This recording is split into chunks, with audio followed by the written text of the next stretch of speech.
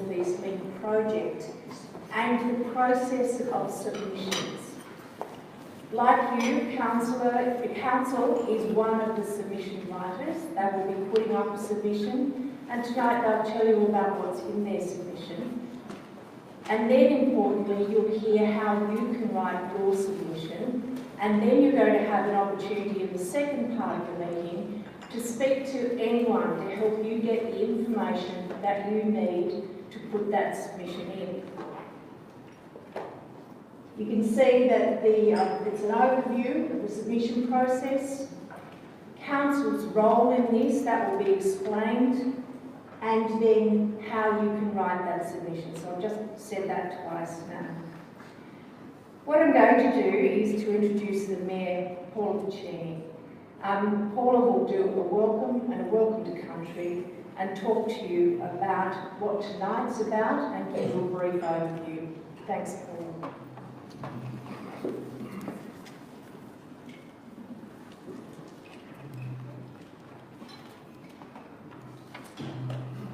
Thank you, Susan. And thank you everyone for coming out on such a cold night at short notice. So that's wonderful. We're really pleased to have you here tonight. Manningham City Council acknowledges the Wurundjeri people of the Kulin Nation as the traditional custodians of this land upon which we meet. And we pay our respects to their elders past and present. And we value their ongoing contribution to our cultural heritage. I'd like to acknowledge here tonight my fellow councillors who are seated in the front row here. And I might just go from start to finish of the row. So we have Sophie Galbally here tonight. We have Michelle Kleinert, Councillor Michelle Kleinert, Councillor Andrew Conlon, Councillor Mike Zacharopoulos, Deputy Mayor Anna Cheng, Councillor Jeff Goff, and Councillor Don Haynes. And in that row we also have a very special guest, Nevin Phillips. Now some of you may have heard that name because he was in the Leader recently as the keeper of our River Gumtree in Bulleen.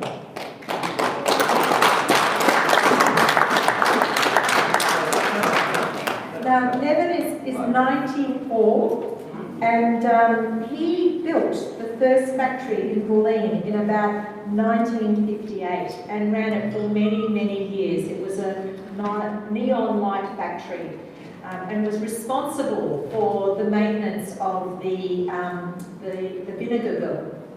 So it's very pleased to have you with me. Thank you for coming. The North East Link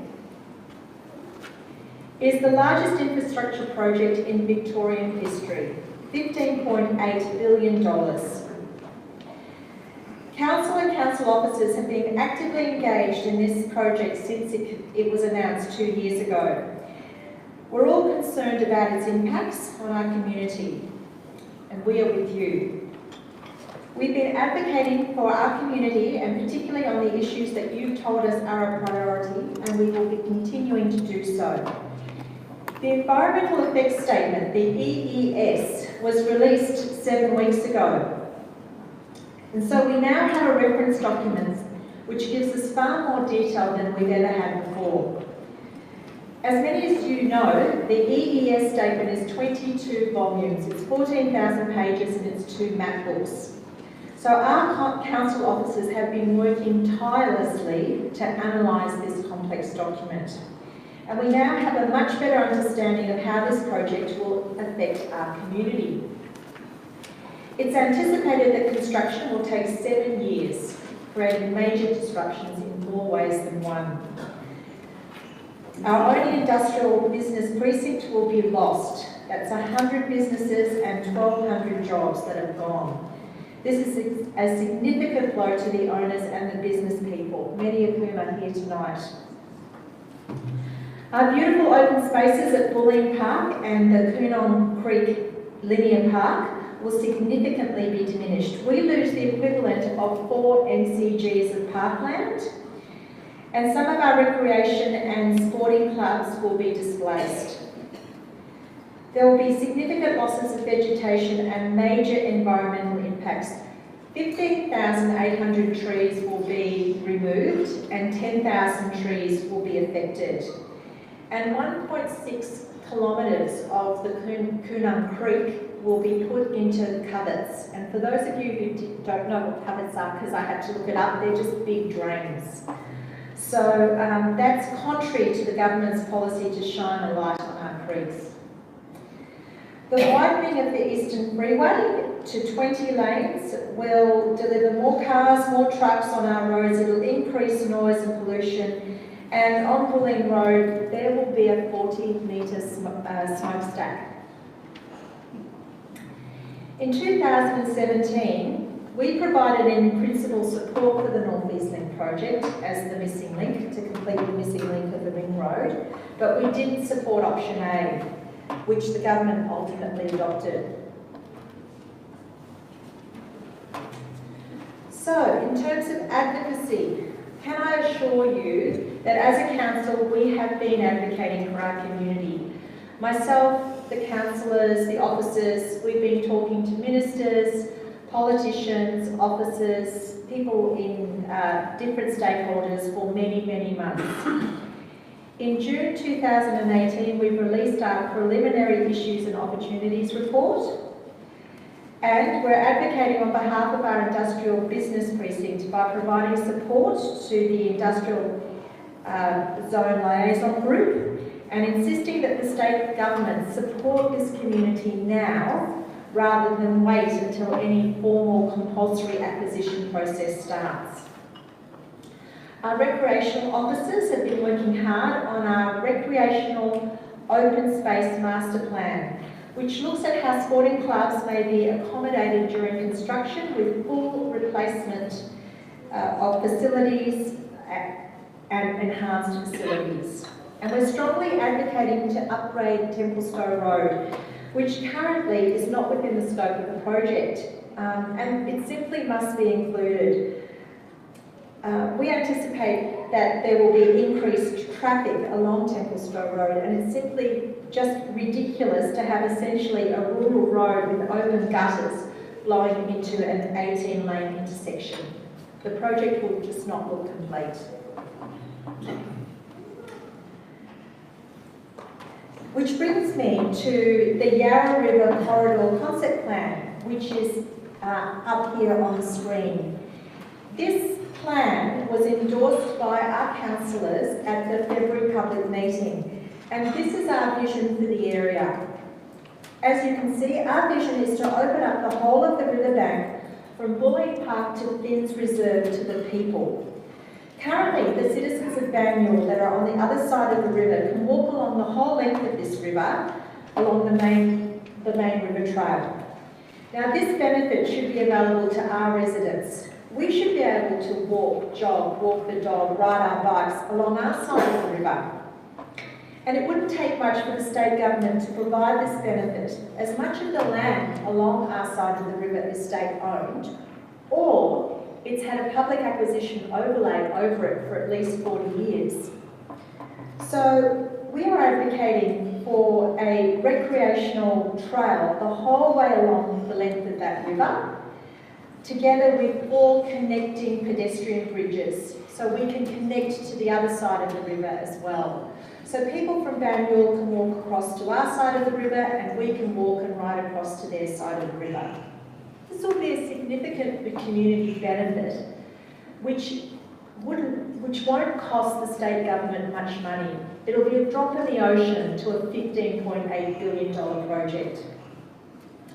We're also proposing to unlock parcels of land along Templestowe Road, as you can see, and for our community, for active open space, for sporting fields and the like, and also to put a commuter bike path along the upgraded Templestowe Road. So not only a recreational bike path along the river, but a commuter path along the road as well, for people who want to ride into the city, because you'll be able to do that if we get these benefits.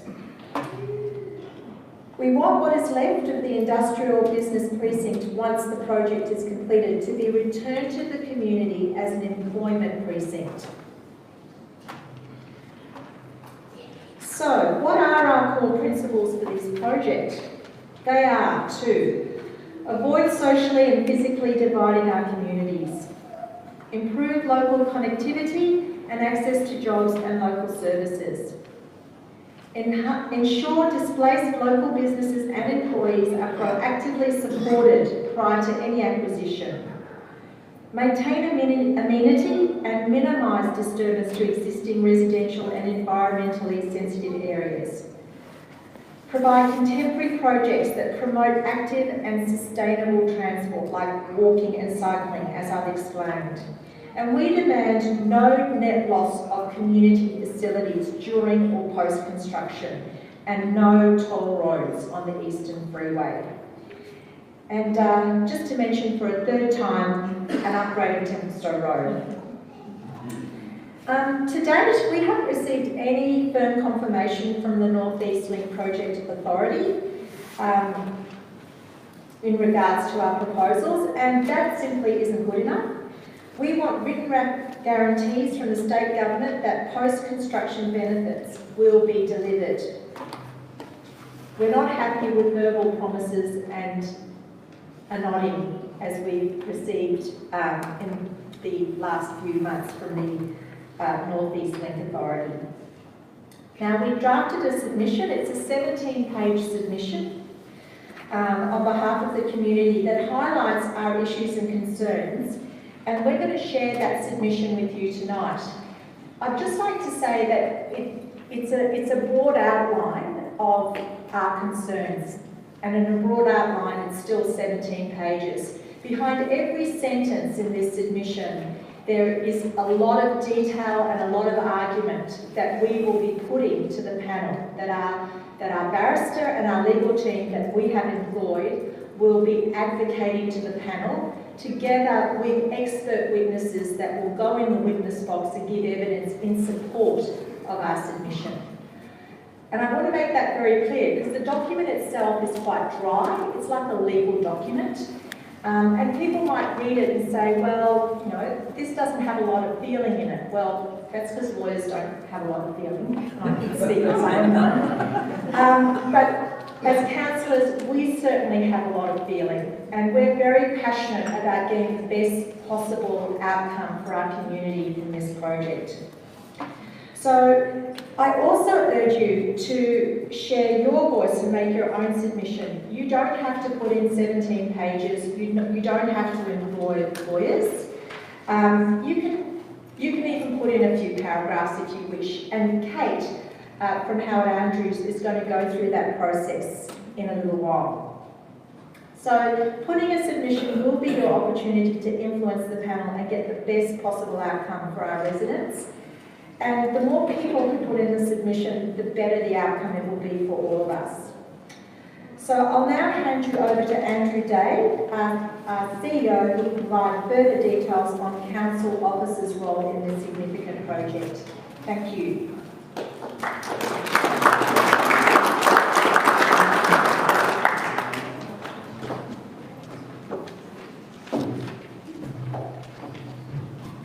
Thank you, Mayor. And again, thank you everyone for coming out. It's great to see some familiar faces. So, as the Mayor indicated, I'm just going to again reinforce the process that we're working through organisationally to prepare ourselves for this phase of the North East Link project, and also just briefly outline the next stages as well, and then hand over to Frank to talk a bit more about the detail that will be in our preliminary submission. So the Mayor's highlighted that this state government infrastructure project is the biggest set of physical works that we will experience here in Manningham in our lifetime. And to put that into some context, that 7-year context, for a student starting in Year 7 in Marsden College next year, this project will still be going, likely to still be going when they're in their 2nd year at university. And I might add that they're still likely to be catching a couple of buses to get to university by public transport as well. And no doubt Frank will touch on public transport and transport in his presentation. Council have been working through the impacts of this project since the options were announced in 2017, and concentrated effort into reviewing the information provided by the North East Link project, the authority, as it has come to hand. Until recently, all we've really had, in many respects, was some indicative lines on a map, and that is option A. As the Mayor highlighted 7 weeks ago, we received, and the community received, a 14,000-page environmental effects statement, the EES, and this provided, obviously, further information and details on the impacts on our municipality. In 2020, once the construction contract is awarded, we expect to receive even more detailed designs. We'll then see the finer details of how the project will be constructed and, as a result, the complete impact of the build.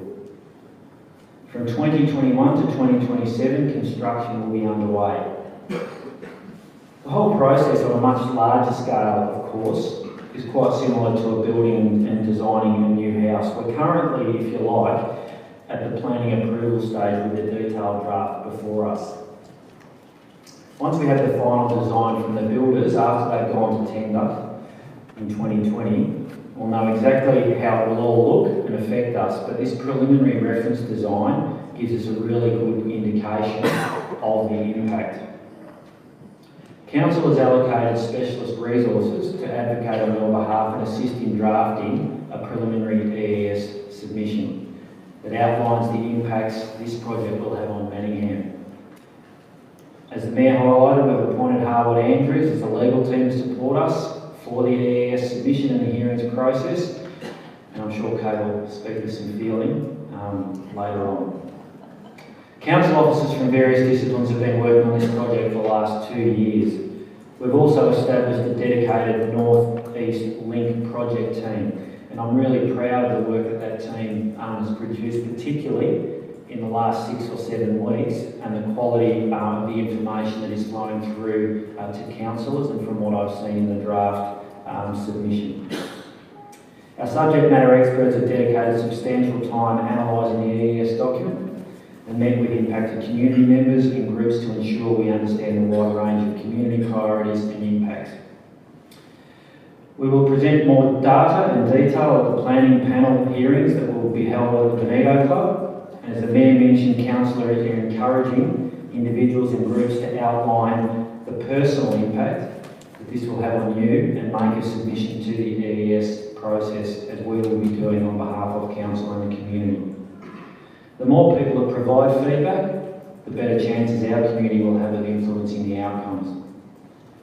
In the lead up to and after the panel hearings, council and officers will continue to press hard to get the best outcome for the Manningham community and keep you updated as it progresses in a range of different ways. I'll now hand you over to Frank Vasilakis, who's our Coordinator of City Planning, who will walk you through the key elements of Council's preliminary EES. Thanks, Frank.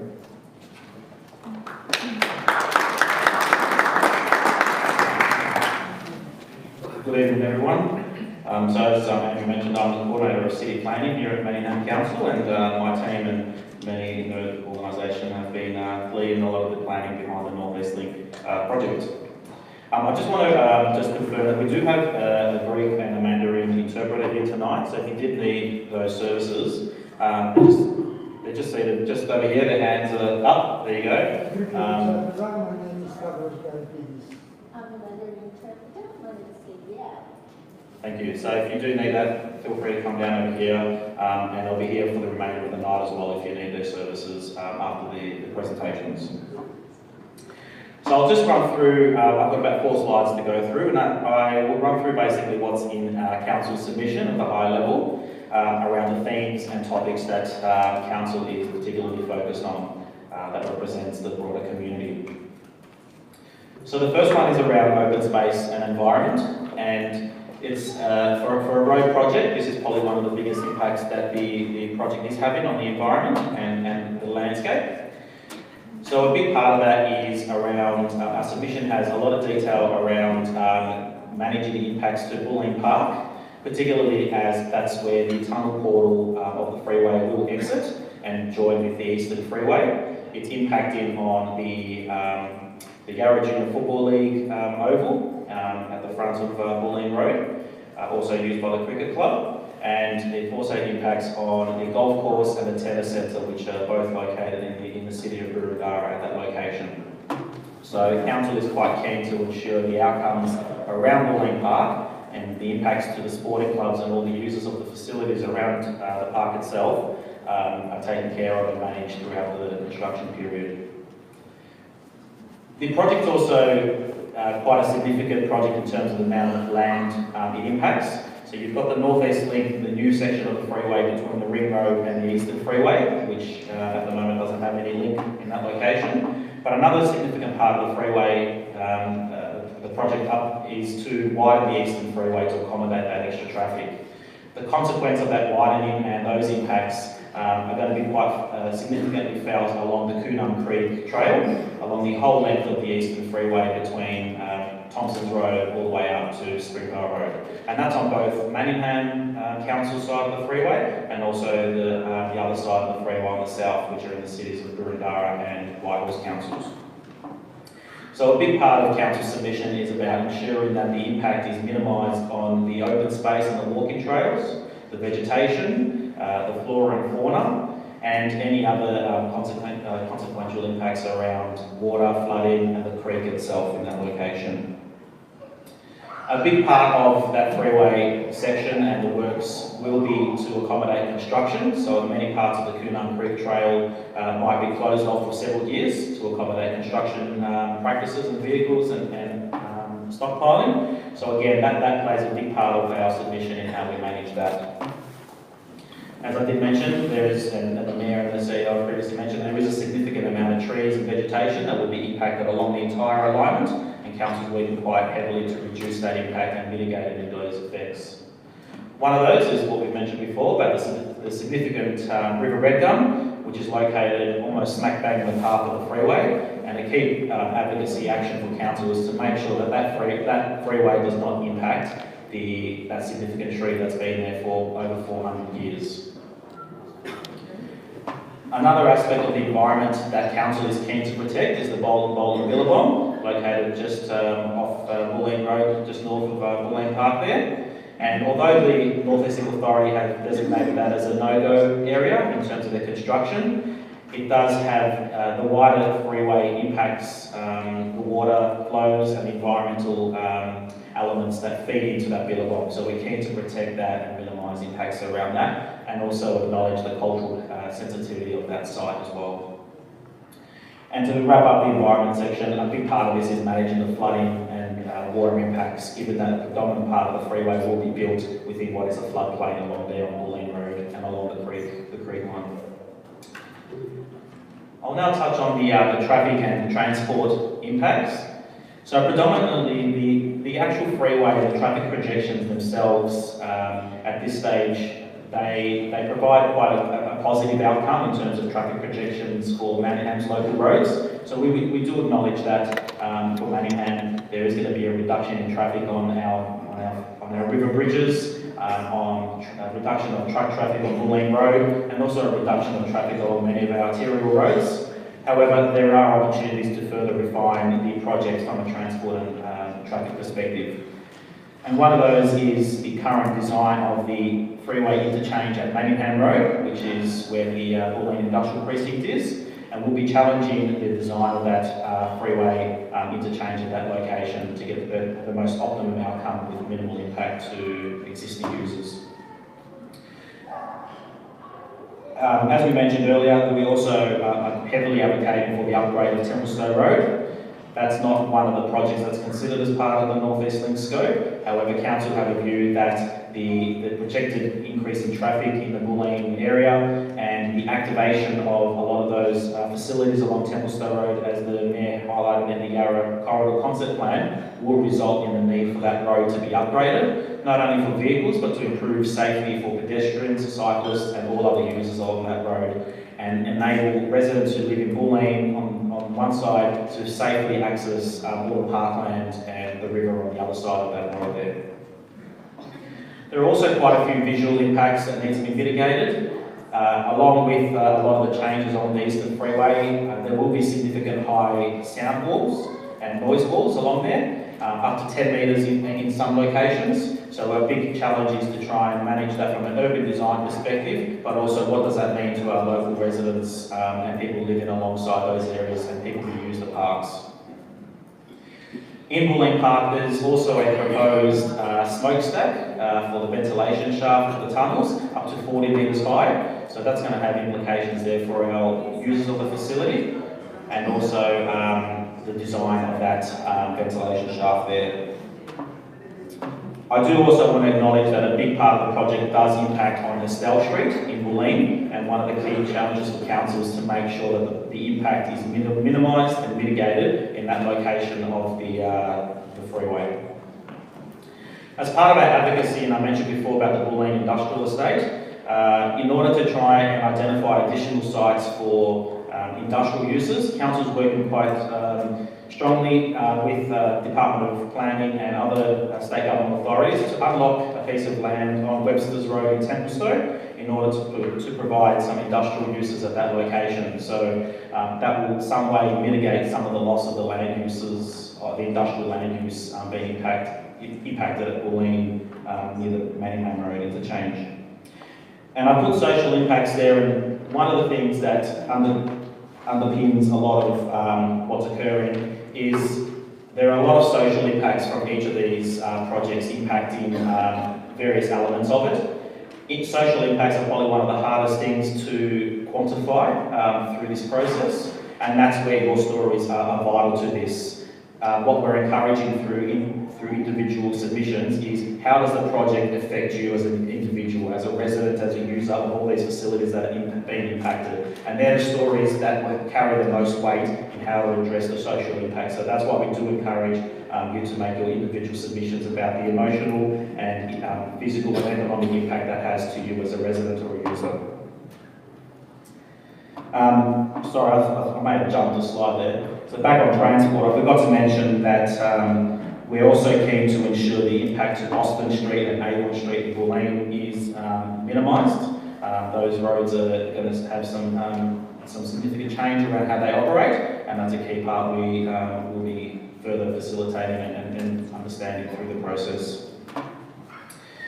Now, another benefit of transport is also the project is due to provide a busway from Doncaster to Holden Street along the Eastern Freeway, and that will accommodate up to one bus every 30 seconds in order to provide a high level frequency bus network to Doncaster. However, although that's quite welcomed, the project doesn't go into great detail about how that bus network will then feed into the broader bus network between the CBD and Holden Street, and what happens when the buses get off at Doncaster Road at the park and ride, and then have to go into the Manningham, the city of Manningham and Boroondara. So a key part of our submission is about looking at things at a holistic level and an integrated level from a transport perspective.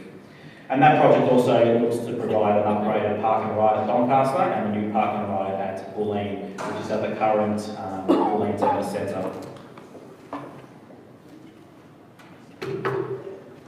My final slide, I wanted to touch on a key part of our submission, and that's around the planning scheme amendment that is also being advertised through the EES process.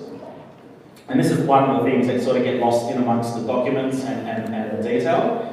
So what is being proposed are 3 overlays in the planning scheme, and they're being put in place to protect the asset, the tunnel asset underground, and it'll trigger planning permits or planning approval for certain works, and also a overlay that will apply to the whole length of the freeway in order to allow the state and the contractors to undertake the works.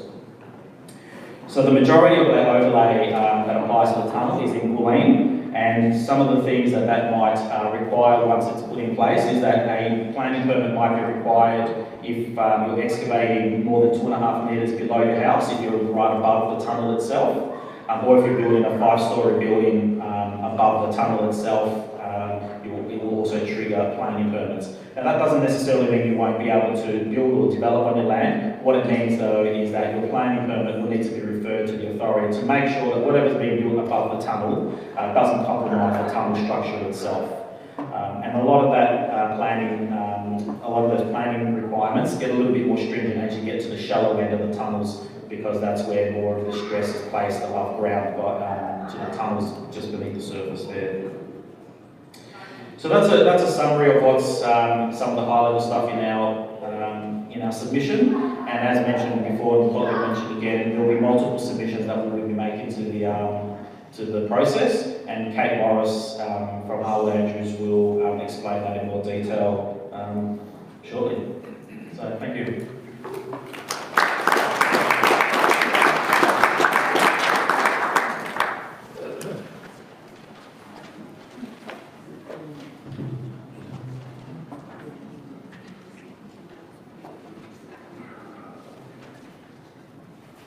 Good evening, everyone. Thank you for coming tonight. So, just to introduce me to you very briefly. I'm a principal lawyer at a law firm called Harwood Andrews. So, you've already heard from the Mayor and also from Frank. The Council has appointed us as its legal team to represent it in the North East Link EES hearing. In addition to me, there's a slightly larger team. So we've also got a senior associate in our firm who's working on this day and night, and a barrister, Rupert Waters, who's got great experience in the EES hearing space. So he was on the proponent side for Westgate Tunnel, so he's got great insight into how the proponents address this case, which is really valuable for us. So I'm just going to talk to you briefly about what the EES actually is all about, the actual council submission process, and then making a submission yourself. So the EES outlines basically the proposed project design, which is a reference design, as we've heard, and what it contains amongst those 14,000 pages are a whole lot of reports about the extent of the impact that is estimated to or predicted to occur, but also a whole lot of mitigation and management measures that are proposed to actually address those impacts. So those mitigation and management measures sit within a part of the document which is referred to as a draft EPRs, or environmental performance requirements.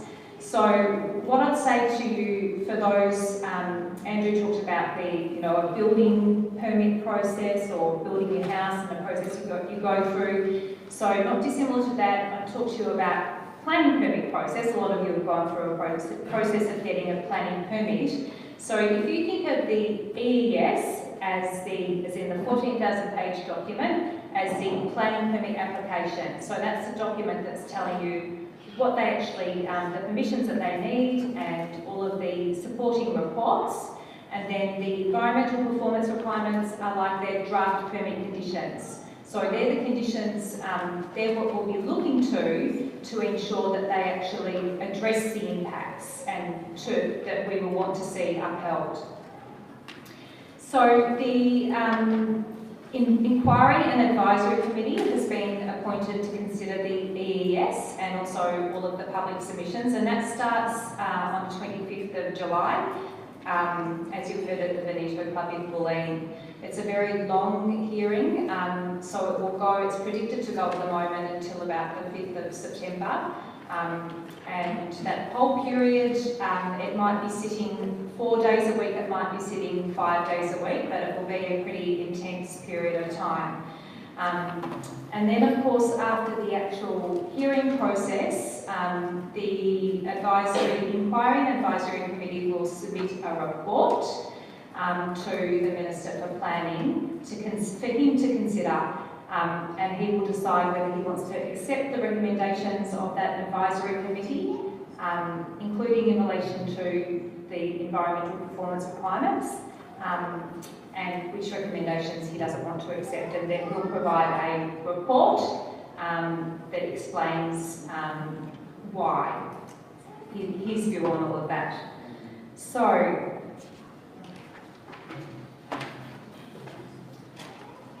In terms of where we're at the moment, a couple of the speakers have referred to the preliminary submission, and what we're really talking about there is a public submission. So that's a submission that Council's sharing with you tonight, and that is being considered by Council early next week.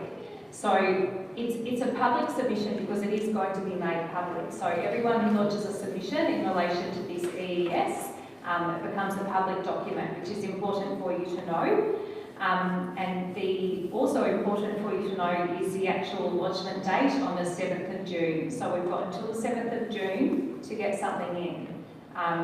The committee can accept late submissions, but you don't want to be in that position. So please try and get a submission in by 7th of June if you're intending to.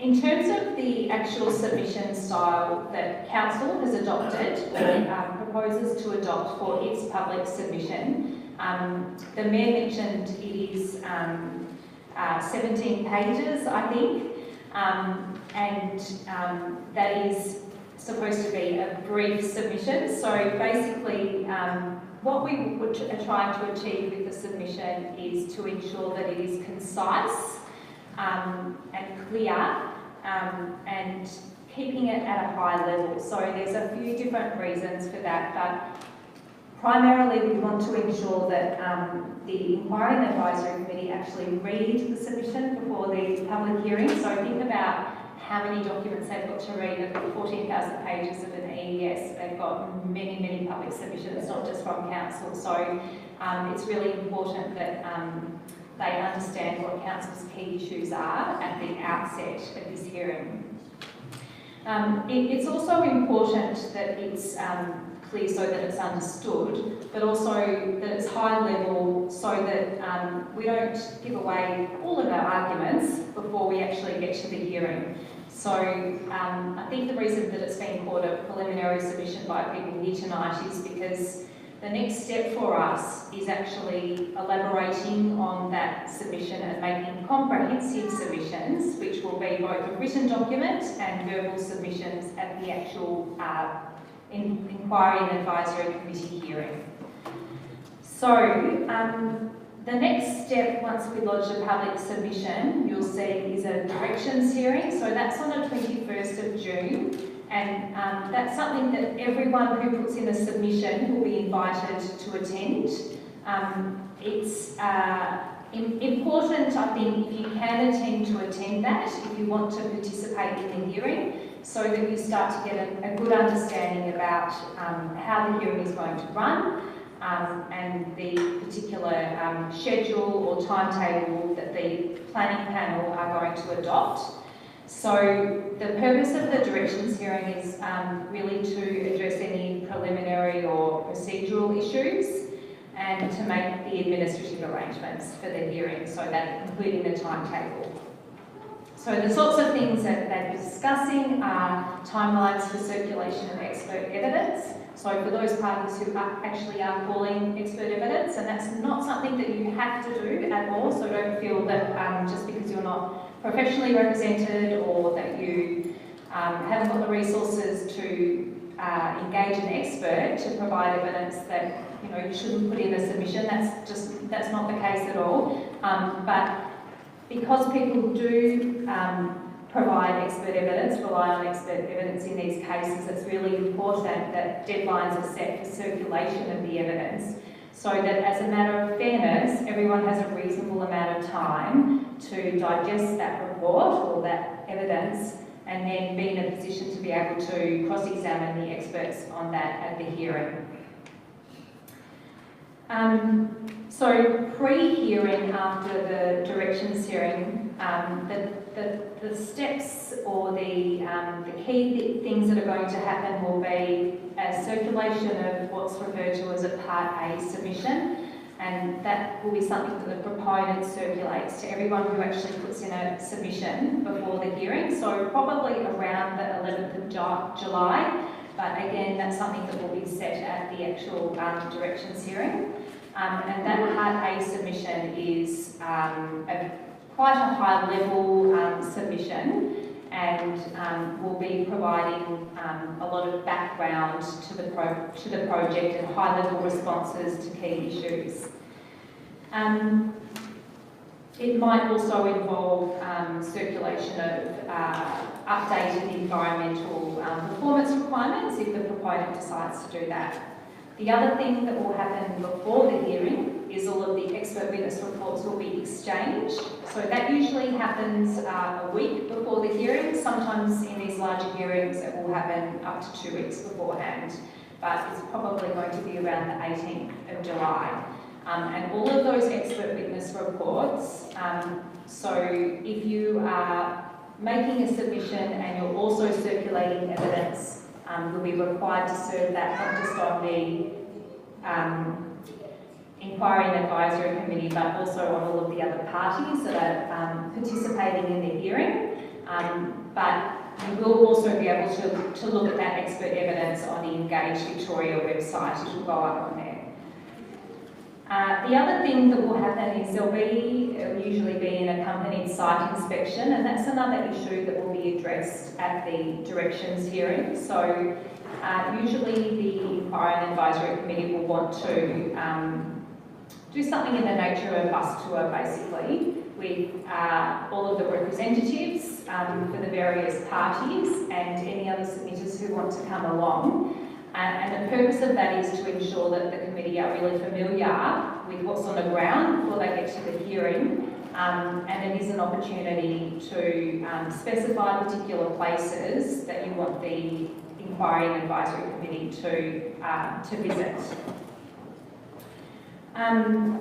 There may also be a conclave of experts, so probably starting to get a little bit technical, but one of the options that the Inquiry and Advisory Committee will have is to require experts from the different disciplines. So, for example, all of the traffic engineers to get together after they've circulated their evidence, but before the actual hearing, to come to an agreement or to provide a statement that they have agreed to, setting out the matters on which they agree and the matters on which they disagree, and the purpose of that is really to narrow the issues in dispute.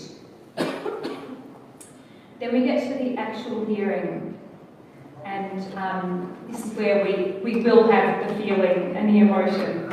So starting from the 25th of July, and as I said earlier, continuing on until the 5th of September. So for those of you who are interested in terms of the order of how things run in these hearings, you'll have the proponent go first. So they will make their submissions and call all of their experts, and that might take a week, it might take a week and a half. And if you've made a submission and requested to be heard, and you come along, you will have the opportunity to cross-examine those experts, so ask them questions as well. Usually after the proponent, they have the different statutory authorities and councils appearing, so Melbourne Water and Vic Roads, as well as the councils, and then the general public. Sometimes one thing that is discussed at a directions hearing as well in relation to the general public is the panel often recognise that, a lot of people are wanting to make submissions who have work commitments that they need to be at, or family commitments during the day. So sometimes they do schedule hearings to run concurrently, so they might start at, say, 4 in the afternoon and continue on until about 8 p.m. or something at night, so that people who are working during the day can come along and make a submission. So if that's something that you're worried about and you want it still to be heard, I would encourage you to actually make a submission and perhaps mention in the submission that you do want to be heard, but preferably that you have work commitments, and preferably out of normal business hours, for example.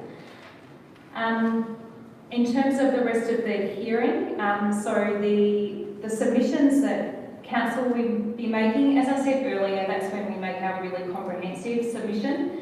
So, and we call on our experts to provide evidence where it's appropriate, and the experts will be subject to cross-examination from the representatives of the other parties. We also do get an opportunity to make some closing submissions or submissions in reply in response to any other evidence or submissions that are made after our go, basically.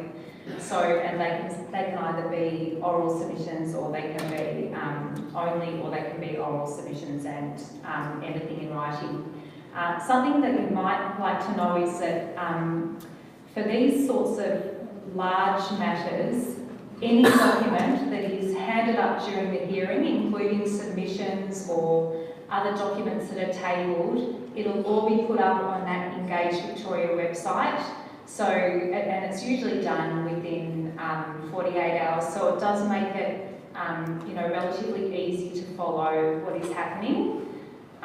So even if you can't be there, you can keep an eye on that website. So then we get to lodging a submission. And I have put the question up there, why make a submission? Obviously, Council will be making a submission itself, but it is really important that you make a submission yourself if you have concerns with the project. It's important because, number one, the concerns that you have might be slightly different to Council's concerns.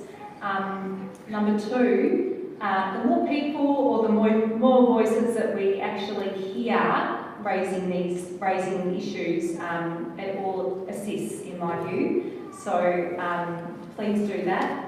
It doesn't matter whether you're, as I said, whether you're legally represented or not.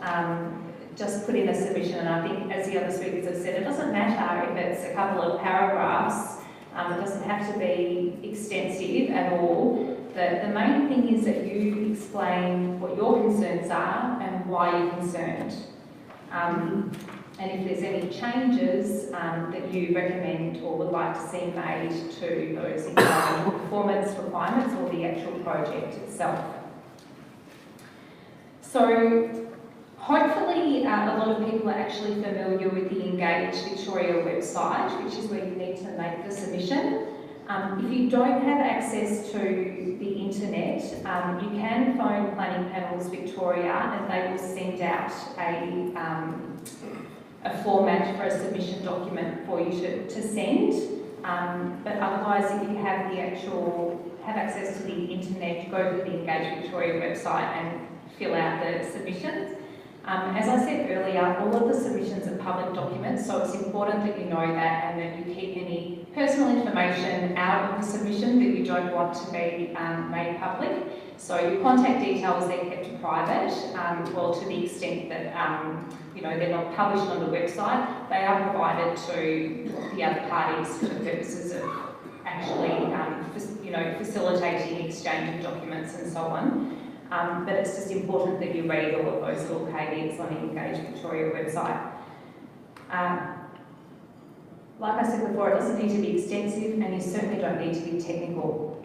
The more plain language, plain English your submission, the better. Importantly, you need to say at this point whether you want to be heard by the committee. So have a think about that. Even if you don't request to be heard, your submission will still be considered. But most importantly, if you don't put in a submission, you can't be heard. So that's really important to remember. You can only participate in the hearing if you lodge a submission. If you lodge a submission, you're not compelled to actually participate, to go along and be heard, but you can. And the hearing itself is open to the general public. So even if you put in your submission but you don't want to participate and cross-examine and so on, you can still come along and hear how the actual hearing goes. So it is open to the public. And you can participate fully. So that means asking questions of cross-examination of the other experts, or you can just come along and say your piece and leave. It's really entirely up to you how you decide to approach it.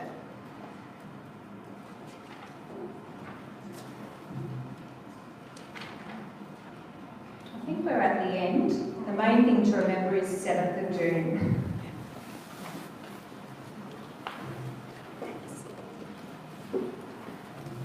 Thanks very much, Kate. As I said, this meeting's in two halves. This first half was about telling you what council is concerned about, the way in which they're lodging their submission and what they've done so far, and then telling you how you can put your submission together.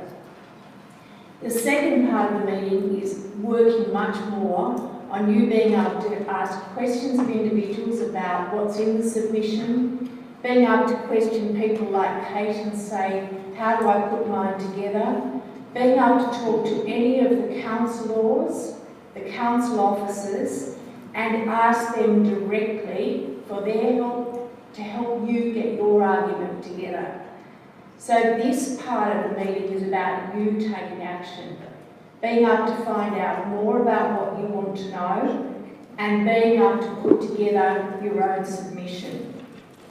Just to remind you, Stavros is our Greek interpreter. He'll be here, as well as Gabrielle, who is our Mandarin interpreter. They're here to help you. The other one that's been mentioned by a number of the speakers is that the impacts or the proposed impacts of this development will affect individuals, they'll affect sporting groups, they'll affect communities, they'll affect businesses. Anne, who is just here, would love to gather your stories and be able to get what those impacts are. She'll be able to do those stories into social media and help you shape those stories, because those impacts, those personal stories, really matter in the whole scheme of things. So Anne will be down the back to help you with that.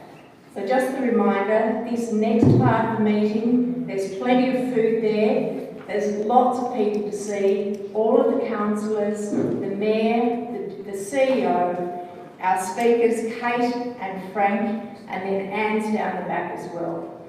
Good luck with your submissions. I hope it goes very well.